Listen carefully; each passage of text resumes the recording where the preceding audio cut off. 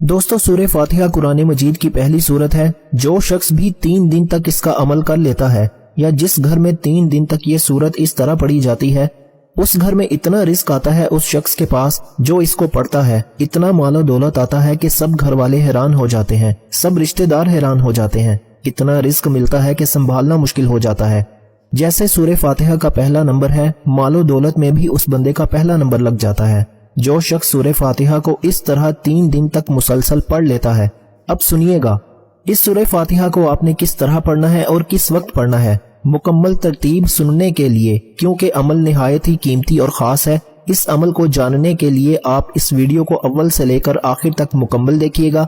इंशाअल्लाह ऐसी रहमतों का नज़ूल होगा, ऐसी बरकतों का नज़ूल होगा, ऐसे रिस्क का नज़ूल होगा कि दोबारा जिंदगी में ना रिस्क की परेशानी आएगी, ना घर में कोई मुसीबत आएगी, ना घर में कोई बीमारी आएगी। हर तरह की मुश्किल आपकी आसान हो जाएगी।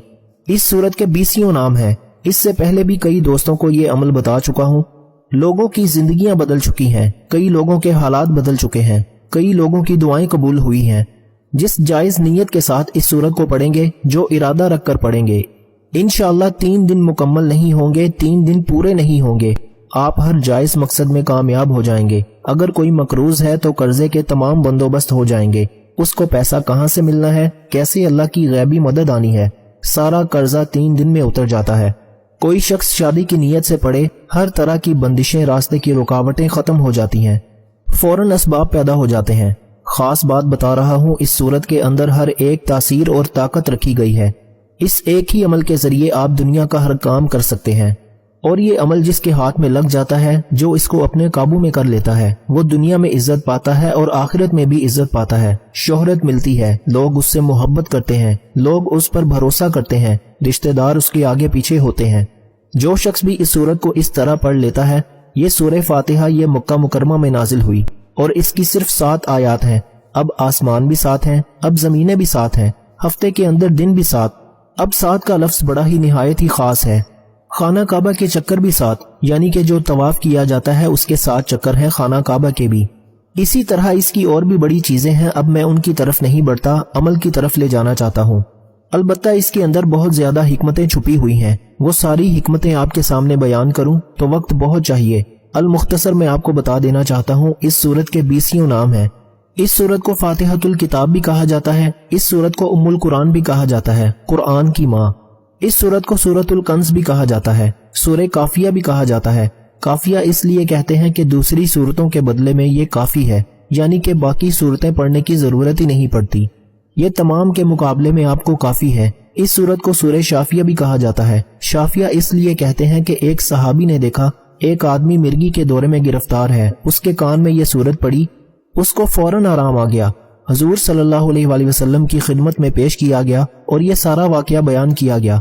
आका अलैहिस्सलातु वस्सलाम ने फरमाया, ये सूरह शाफिया है, हर बीमारी की दवा है, ख्वाह वो जिस्मानी बीमारी हो या रूहानी बीमारी हो, तमाम बीमारियों का इलाज, हर परेशानी का इलाज इस सूरत के अंदर मौजूद है। अब इस सूरत को सूरह सलात भी कहा जाता है, यानी कि हर नमाज के अंदर हम इस सूरत को पढ़ते हैं और पढ़ना लाजमी है, नहीं पढ़ते तो नमाज नहीं होती। इस सूरत को सूरह सवाल भी कहा जाता है, इसलिए कि इसमें बंदा अल्लाह ताला की बारगाह में दुआ मांगता है और इसमें दुआ मांगने का तरीका है अल्हम्दुलिल्लाहि रब्बिल आलमीन, तमाम तारीफें अल्लाह रब्बुल आलमीन के लिए, तमाम हम्द अल्लाह ताला की है। उसके बाद इंसान अपनी मोहताजी का और अपनी बंदगी का जिक्र करता है।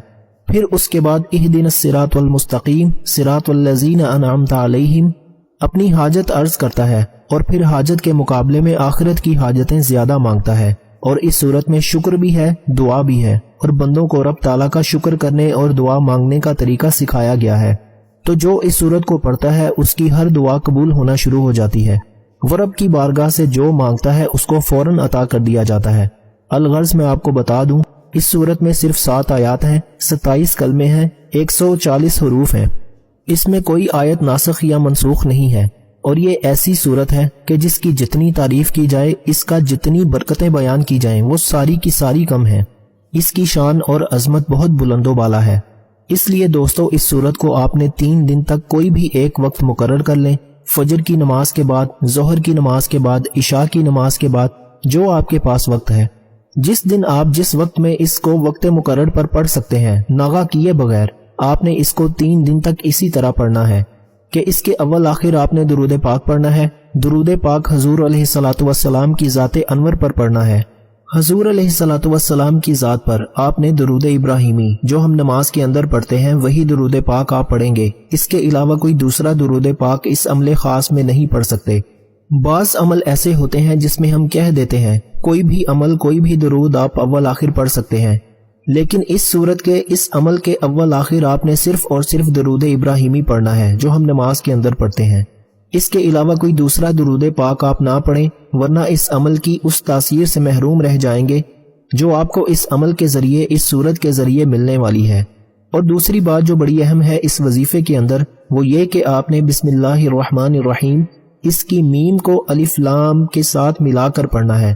انشاءاللہ جب آپ پڑھیں گے بڑی سے بڑی بیماری بھی ختم ہو جاتی ہے، بڑی سے بڑی حاجت پوری ہو جاتی ہے، بڑی سے بڑی مشکل آسان ہو جاتی ہے۔ جتنا رزق مانگا جائے رب اس سے بھی کئی گنا زیادہ اس بندے کو عطا فرما دیتا ہے۔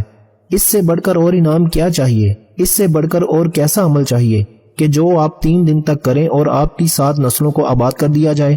یہ ایسا عمل ہے کہ جس کے کرنے سے آپ تو دولت مند ہو ہی جائیں گے، آپ کو تو رزق ملنا شروع ہو ہی جائے گا، لیکن اس عمل کی تاثیر اور طاقت اور برکت اتنی ہے کہ جو آپ کے گرد و نواح، جو آپ سے ملنے والے، جو آپ کے دوست احباب، جو آپ کے رشتہ دار، جو آپ کے ہمسائے، وہ اس کو بھی اس عمل کی برکتیں نصیب ہو جاتی ہیں۔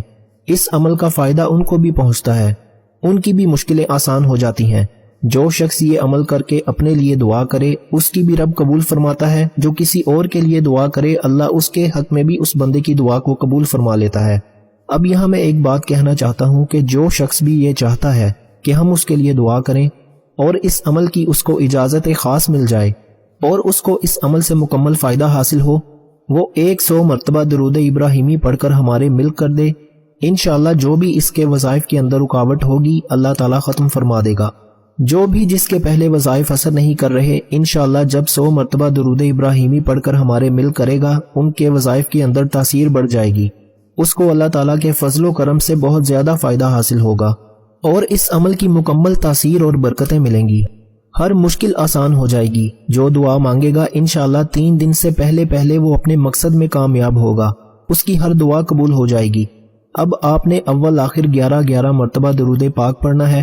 دوسری بات جو میں نے آپ کو سمجھائی وہ یہ کہ آپ نے الف لام کے ساتھ میم کو ملا کر پڑھنا ہے، یعنی بسم اللہ الرحمن الرحیم الحمد للہ رب العالمین الرحمن الرحیم مالک یوم الدین ایاک نعبد و ایاک نستعین اہدنا الصراط المستقیم صراط الذین انعمت علیہم غیر المغضوب علیہم ولا الضالین آمین۔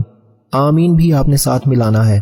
اسی طرح آپ نے اس کو 140 بار، کیونکہ اس کے 140 حروف ہیں اور ان حروف کی تعداد کے برابر آپ نے 3 دن تک پڑھنا ہے۔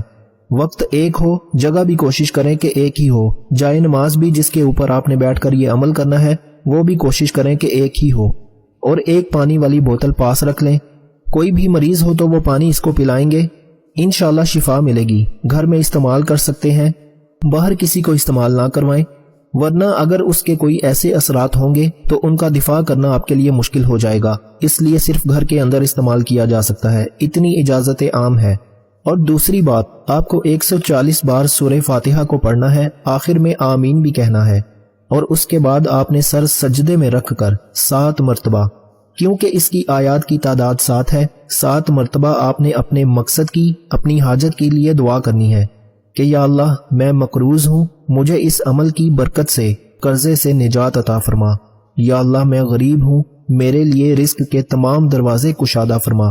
جتنی بھی دعا مانگنا چاہتے ہیں اپنے مقصد کا نام 7 بار لینا ہے، انشاءاللہ 3 دن تک کریں، ہر مشکل آسان ہو جائے گی انشاءاللہ۔ اللہ تعالی ہم سب کا حامی و ناصر ہو۔ جزاک اللہ۔ السلام علیکم ورحمۃ اللہ وبرکاتہ۔